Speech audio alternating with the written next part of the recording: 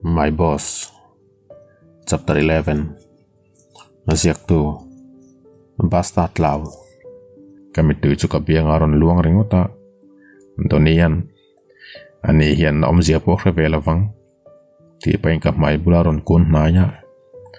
Kamela mururin arang zatin koi tiang lawang mai na kutala son ngalvata. Ven himan arum zata donia mel pain. Yang tilnge mui shir le. Ati rolin ka ban aron sila. Idu chuan ka tlaho to don senia atia. Ka rokat no tu om tlata vangin.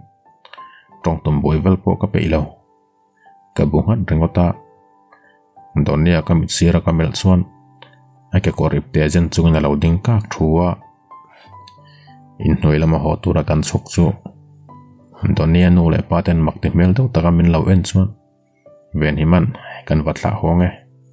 Chuan hotel lama karek ngal donia. Tien min ruay chuk ngala. Kanin lam min pan puilay chuan ven himan. Om dan ka akret hiam tum rap turin ka ngen cheni. Khatiang ang khanat seyang tirin ngay na rin ka rebik law atiya. Kay chuan ngaya ka na ito. Masezan in berker chu ka mituy ka tunun man lawani. Tien ka om tol jat chu ka dom vang vanga. Mun rai deulek lai kan len chuan. Ka te dingin te bring zata playa.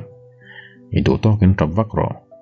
Ati chuan ka mituy chu ay na sign aron faro zoy zoya. Ven hima phone ripong ay sakman labin kay nit fa ifaya. Katsuan nalam kong karon in han truya bang chuan. Hok zatin ka mituy nan kameng chuka. Donia loading ron ka muvangin ama laturin driver seat lama ka tolpey ngala. Ven himan ay nga buinay na ya. Ati chuan donian law chuak ro kanin bik ngay. Tupe oza tinatiya. Idulet na to huntar kara min bedonia. Tuna chuan itong ka ngaithla peilaw. Kati lara. Motor chan kat min ron tlan pial hau po chuan. Makti mel takinan ron hoilet vang vang luma. Donia pun lukri ka redolin ka mazona takaron kuna. Min pamatum ti ka redolin sama kat heito pin ka tramnya. Min silek suo ka holu tukse. Katiya. Motorata ni sozata min pom chua pain. Ing banga ka tinrim na chuksuk her thin ngay niya. Tiin ven hima motor da nung siya. A motor da chung sita chun min ngatla chura. Kong kala lok makzui. Ven himan maktipmel sata motor kong ka hong mew min law ena ni ti ka riet chun. Katheita pa intunan tumram rabin ka ching soka. Donia chu driver seat lama ron chung halpatin. Ne sozatin car steering chu thununa. Kanin lama min tlan puilawan iti ka riet duolin. Thinrim sata lama hoi chungin. Ding vadro. Kanin lama hokadu. Ti pa ina bana ka vase saka. A motor chu ti ding ro kina pun luka. A mel ken chun at hinrim mel tak setani. Min mel kur chungin ka thuna lama ron on re ya. Min ron nai ema wang chuan. Athlum ham po chiang takin ka hrethei. Zam zutin ka chinga. Om dana wang chuan ka taksapum mai chu. May sa takina kang ni main ka siya. Kakutte chu par chuk law turin ka humbet tang-tanga. Kabiyang kamituy lun na lai tak. Dim sa ta muay na ron sigrul chuan. Thohal pain kameng chuk ngala. Kabiyang akut pa niya ron selin. Pimpam. Tindu tho sa tin ka muay aron fok mahal burbura. He pahian an uy teya mo min temi. Eng vangin nga pimpam teya min ka uvesi. Chumay nilavin min laron fok zui. He pahian min musitak zitani. Min fo na sunuam tile mayla. He mishing min musit na hi. Tibil sa katum laubur. Kakut pani mang son theito pinaoma nim son tumin ka bay trang-tranga. Kom dan chu hrethiam niom takin min phone a mui chu mong cha ngalasonin a thu tha a pangai takalan tum chungin khating khan vai khan ma min ti to sung che chuan in uite ema po min ti to boxu khonga in tuna kanina min thla thei chuan kalomu tang tin tuk verlam chu ka hoida ya thil ridot dot ka riat chuan alam ka hoi vata a theito pana in ka steering chu lo chum pop popa mel ken chuna beka thisen jam chu pong tok tok poka akut tina thei tak hil dona ka rieta wangin doni in tinange ti paindan katuma kakut pakhat zawk le kar steering chu na setin ron chum chil popa wangin rang takin kakut chu kala son ngala room hok chu na lu toy puata ngatinge nang hi ka du tlat chele hetiang om tur hi ka nilau ti ka ria ma se nang yang tiklai pun ka ngai tu rang zel che ni a mai hu wang paina tia ka thur hiat chun min thong tak zetani do da soile lo hiat chen tu min a mel ken wanga dot soi mela pumi alo athil soi zo rol chun bek som hu phurom taken motor chu tinung hala kan in lampana tlan lai chun ngoi regen kan thua he pa hian min du amo keng lai bernge duang le kalu chu ka thing nok noka do na ringot mangai na tel si lo chuan eng ti na mani lo kanin kota din rol chuan a mel ke na mel chang zat le bia khu phurom mel taken malama mel ding ngara i chuk don nge ka motor chunga hi ni thu zan khuwa don aron ti muka i man chuan thingpui lo in la ti pain motor kong khar chu ka hong hala engtin ma min chang le lavin chak zetina tan lim ngala ngatinge min du thu soi zo chia ka chunga thin rima moti tur khopin om le boxi om dan chu amak ka ti tak zetani tani point of view pimpo me phone atanga kan thalak ken thon chu thin rim tun chungin kan no le pa ka muwa ka pain ngatinge hetiang te min ron muwa ati chun ka thohoka kha thil ka min kan sangin pimpo mi lo thonani ngatinge kha nu ha kru men ron lutir katia kanoi i kau ngen soyalom mei chi then khat ne nai thlak tam tak po chanchin bulaman tar lang fo sia ngatinge tu na takai thin rim viawa aron ti chon ka room hoka he thalaka wang hian ka chunga pimpo mi thin rim ema chuma yani lo ming than sangin ka pimpo mi bula kanin hola gana lo soi zui kapa ming than sangi hi ka thopui theilo wang katia kapa in imot puyami thu tak zeta ti chuan teulo ani hi ka dam chung zongen ka mut pui ngai lawang kati hroka kapa in athalom idu lo te ani chuan ma se pa ngai taka biak tum ram donia atia atok pum deu tho chon ka boi em maya tlailama ming than sang le pimpom mi kanina choi turin ka soma ho har ka dulo ming than sang le nun ron lo chuan makan ti mel le mai wang asom nge an ni te entry lo wang aniang pimpom mi ten ron lo la ya ming than sang melom dan ka mu chuan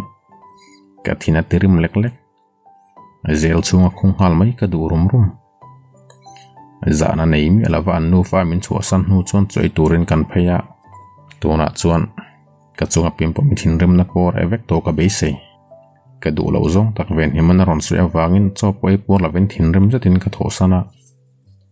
siatlum tu chulain kanin chungzo la chon ka ding wanga thil ngai to ka du piagin kanin chungzo le ka pan sia thin pimpo mi ne na kanin ka ri ti felvat ka do ni ma seng tin nge ka ti ta kang reife keima kom nu chuan ven himale pimpo mi ron kal dun ka muwa kalsunan tum rol chuan pimpo mi sama ka waman beta ani hi chun min kalsan theilawang ma se mel ken chuna mi tuya tlani ti ka muwa ngatingele asam ka won na chu ka thla wata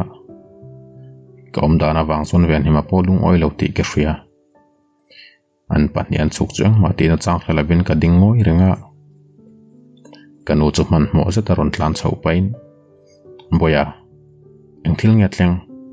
heleni mel kha tabzo lima wa angve aron tia asam aga kekna dewaniang thohal pain ka tia chutiang mai maya wangena mituet la hau lawang ril rulat na sa nge mota ka nayaniang boya ani khaidu ti ka hria idu thu hi nangma ka ngain thil ro tia kanui hoka kei hian ka du che ka tiang amo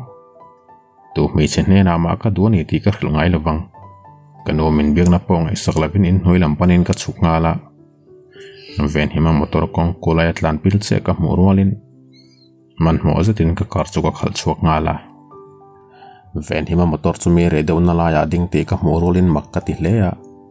ek thil ngen ti te hrep le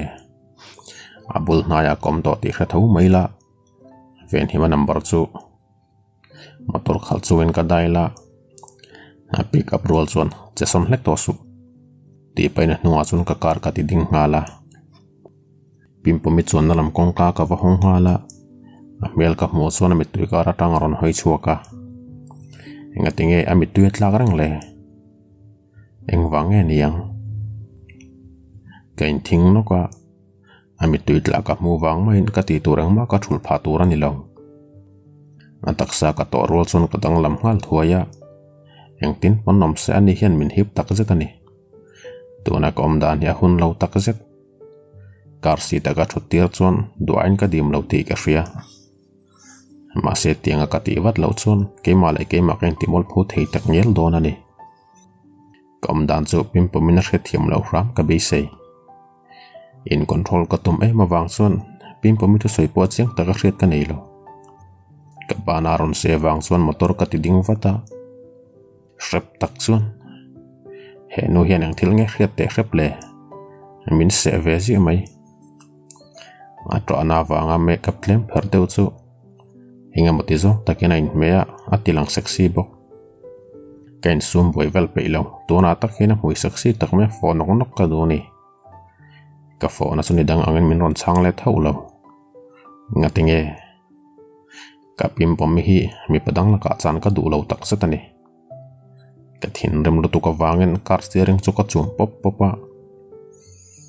ka chu ka control man to lo ka du thu ka soi chu ka zo che chu tlom thak ka ti ya ka zak ru le bok dik tak chuan ka motor chunga hian pimpomi che hi ka form chunani to mei chiama mai ka fopin ka kuangai lo ma se pimpomi hi chung tik lai pon khoi muna pa forang mai ka paisa lo ka du thu ka soi tang khan tong kam khat poron phu chu kai lo min du vele vele bang tin nge ka hriat theyang motor tanga chuk chu moi na ya thingpui in turin min som ve mai maya he no hi eng ang mi chiang nge ni te hrep le an ina zui lo ka hlau ma wang chuan chak zetin in lampanin kain khal le ta kan ina ven hi ma ka mu chuan mak ka ti deuh hleka min mo rolin biak cha ka du tin ka room lama min ron zuya ka phei kho potli boi du la vin khum chunga ka bok thla topa tuna ri hi chuan mani chaw om ka du ni ka ti sapa ven hi man helen hian a mangai che ni a om da na tang khan ka ria atwa na chan po kha a thin lungi tin sak wang ani aron tia nui hok ven ven hi ma mel chu ke na nang hian tik lai atong e mangai na chung chang lo boi puya ma nin mangai nei hau si la vin midang ka zir ti rei tiamo ka tia ka bi sei lo de ka maya ron nek chora wang chon mak te setin ka ena helenitan phuba kala ngai ngai donia anang ton ma che khan ke nen hen lawin tong la ka tingot mai ti pain chota chon chaw mel zetin a thu thlan noka ven hima om dan cho hriat thiam har ka ti tak zetani ambula thu thla pain a hne na ka du thu ka soi sin a ma pon kanu puini turin ka som to bok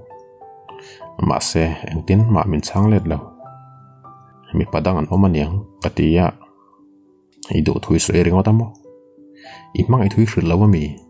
ati zon ka rom hata dik tak zon ka mangang towa kom dan poi ka hrethiam lo ka du tak zatani ti ka hria midang ta ni turin ka phal lawa ka kianga lim takin adam chung rong song om reng se ka du ka thil ngai to chu chu ke point mak ka ti adam chung rong lim takin ka kiang om se ka du amo ka thau chuak thura ven himan min ron kauna po chu ka ngai sak man to lo pimpo minona ke hi mi pom sun ka ni kan reng bokang tuna hian eng ang point tang na sign du lo ma se min hnil tur ani lo apa in an mak patan min hau to tlat mi padang an om ve tur ani lo pimpo mi ten ko taka din chuan a room chu la eng wa ti ka muhala anoti boy vezel ka du lo wangin phone atang bek ka tuma ma se la biu zi zui vai thum ngot ka dai no point ala biu zi renga ka thin rem e ma wang chuan an doorbell ka met vak vaka ka pimpo mi pular parkor a khup chen bantlon nian nel nol ha chonga kelonga makte deuh taka kongkar hong ka mu chon ka tho deuh hala a ke chu thiang hlim tak zetani ka thin rim na le ka thil soi du da chu ka thei ngil deuh hiala Helen point of view kein bol fai nu chon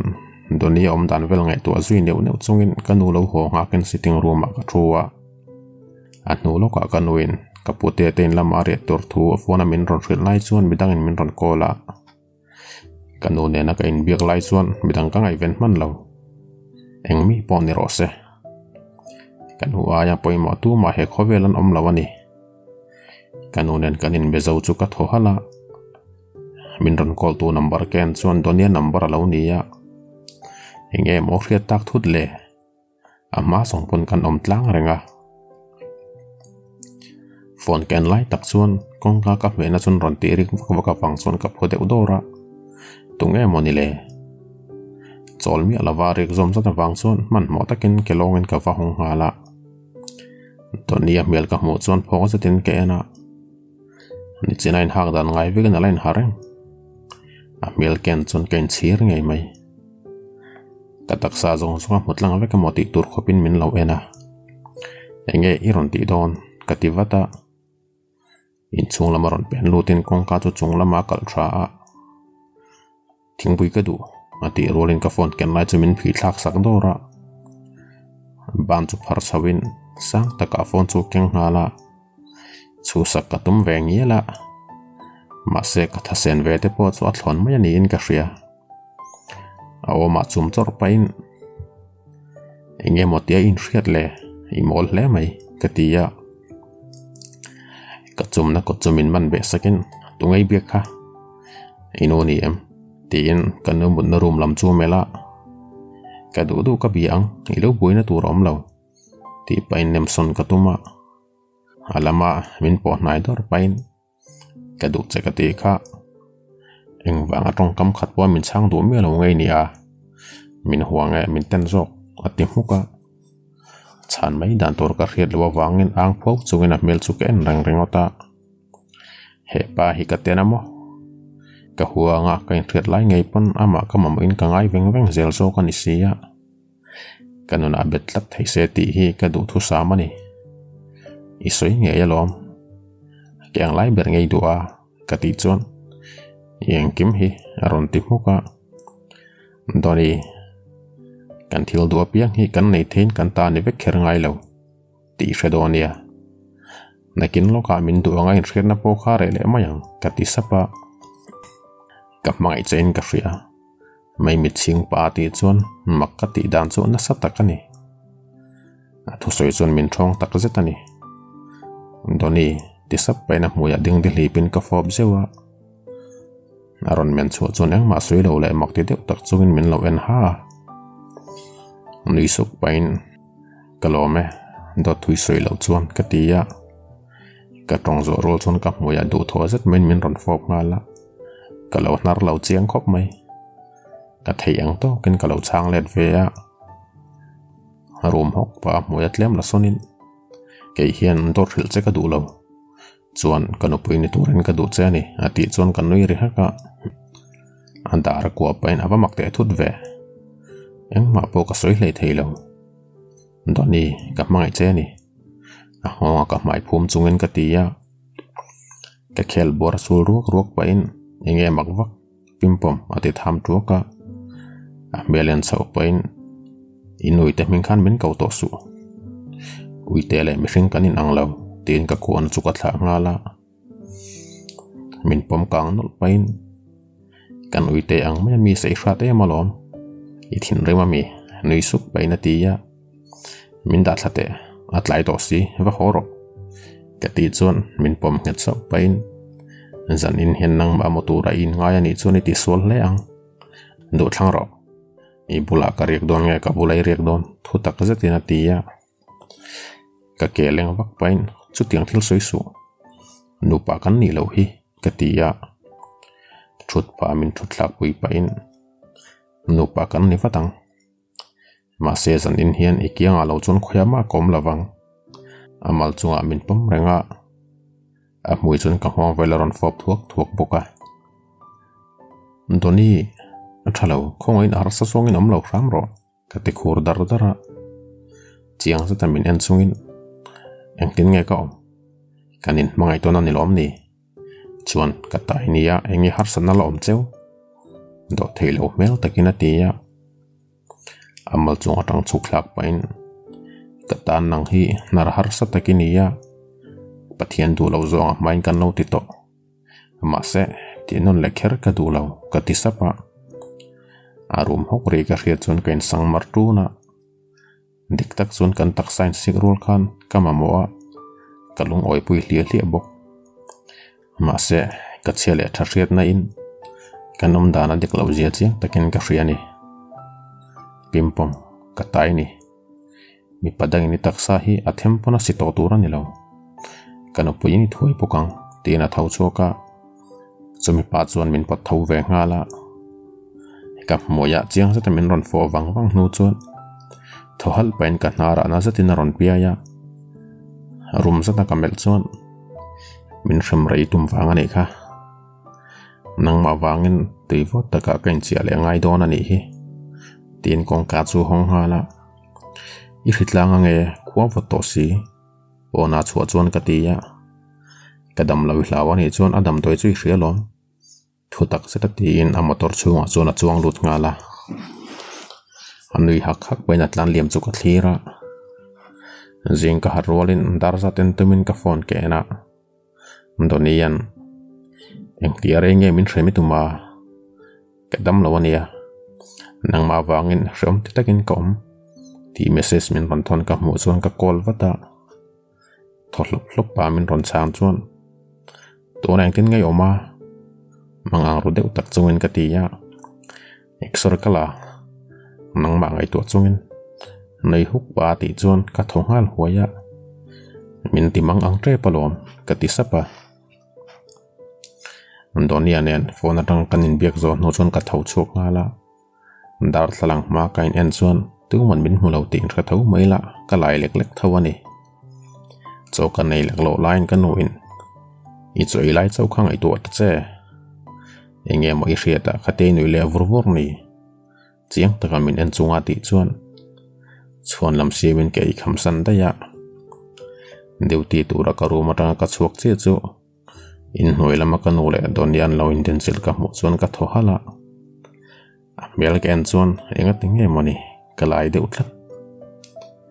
min mo rualin nei sok paina mitalaron siai zui kanuin min hral that ve le tur chelom donian min lo hral lo sela chon tun thleng eng ma kala khadon mi lo ti na ni atia mak ti se ta donia ken chon amit ka lo san u kringota eng thu ber nge kanu bula soita kang le kamang ang ru tak zetani kanu bokin kaman thei don chuan shooting rei huna ka lo en ve yang che nui suk ba ti chuan donian avai khatna tur ani si azak palang local lo zok mai ro lo ti wata donian ne na motor chunga kan thun lo rolin eng thu ber ngai hril ka ti ngala eng tin ma min chang lawa ka kutaron khoi chun kala sondora modela itan tur thu ka hril ati rolin focus te nin iti tak lo tiro ka ti sapa nui hok pain andot ka soi ringa mi ka biel no hi a thabera ni ti mi zong zong an hret hoi nge yang ma se ka ven lu deu chang ai phang nge yang atia kalung oi lo tak zetani doni min ti mol phoi du mi modeling lampang eng ma hret ka nei lo ti ka hril chekha i du da nai ti thei khol ka ni lo tin tuk ber lam chu ka hoi maka motor te den phuta wang chon malama ka on dora tre that pa donia mel kan rol chon ka bana ron chel pain eng wanga min hial rang nge ni nang hi ka bial nui ni ya chon ka hnuai na thok lai ni bok ka du da nang chui zom ngei tur ani ati maka mak te zatin ke en tlok ringota he pa hi ngatinge kalo mai kher le in besom to lavin kan thungoi renga hotel kota motor park na hmuna din rol chuan arang se ta chukin motor kong khar chu ka thei to pana in ka khar thuaya donian helen zo than moi ring se taron ti chon hoile tu to lavin ka kal mok moka kan thopui thren khatin makti mel takin min en chung isak lavin stavin thakna room lam chu ka pan ngala kain thak zo ka duhte na tura ka kala Khawmna hmuna zo pui duhte ti ka hret chona bula kun pain thilom je ka zota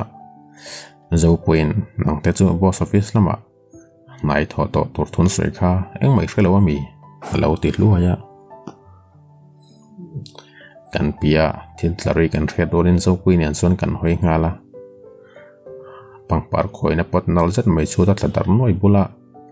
donia thin rim mel zat ding ka mungala khalai khayom na tura ni lo min ron zero ti muk pe na kal son ngala zo puin oi ka lau tu Helen ka muni pot so atitla lui chiang tu aman tau te reng nen kalvat vat ro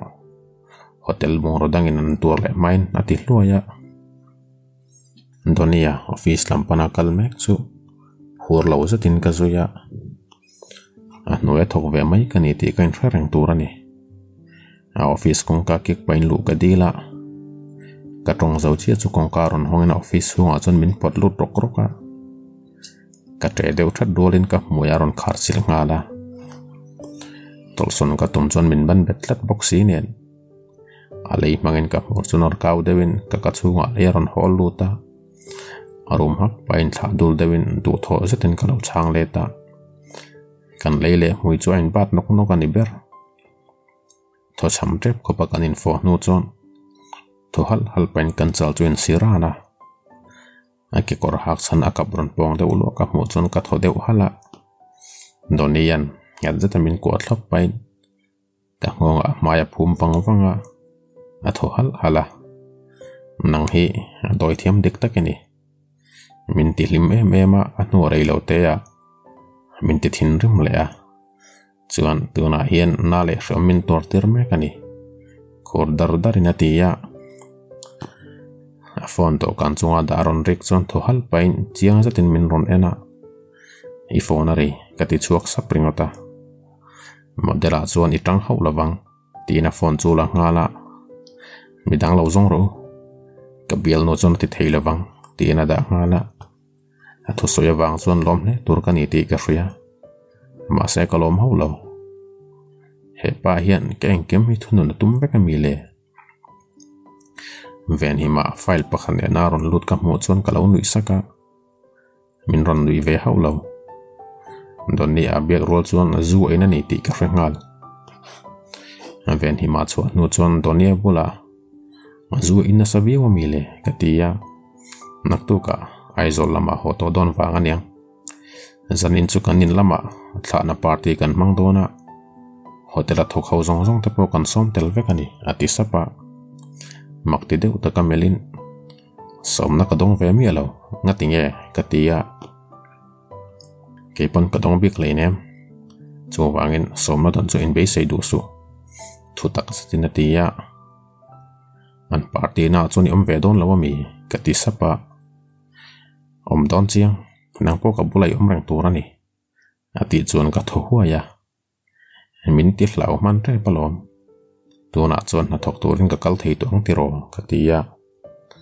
chera min nam thun nok pain ka hianga nai thok rang to don midang zingai om atul lo kumina ipa boral kher lo sera chuan pimpom kanupui ni vat tur sin le ma sena kum ter lama chuan kanupui in thuai nge yang ngat charin atia donia file poi mo then khat te ka thiamang to ken puya karin ain ti tura tamse hotelan zau tur chung chang file karem that lai chon ka le kha phar lai chumin khup sak pain andu tok to ang itak sai na tur palang lokal ro muntanga thingpui in turin chokang tin min kai thau ngala ka form hak lai nen hin ka chuak dona mi kati chona phun luka in thak wat ro ni danga chuan form ka hato suang che ati maka kain thak chung chuan ka bek dan in thlang na room pona lo ngak renga minute nga po kain thak ling lo ka chu arwalin ni varai ve I form khapai da yang che ati chon kan we ti za lek lek zo min roina dora chon school no pangle mithen khatan tam e mawang chon harang satin min roi chuk le ngala kanin lama kalmayang ati chon ka bu khata kan story te hengai no mitia story dang ngai nom tak tak ngai thla zel du chuan kan channel hi min lo subscribe sakla notification ka on hal bokla athar kan da piang I muzung sung theyang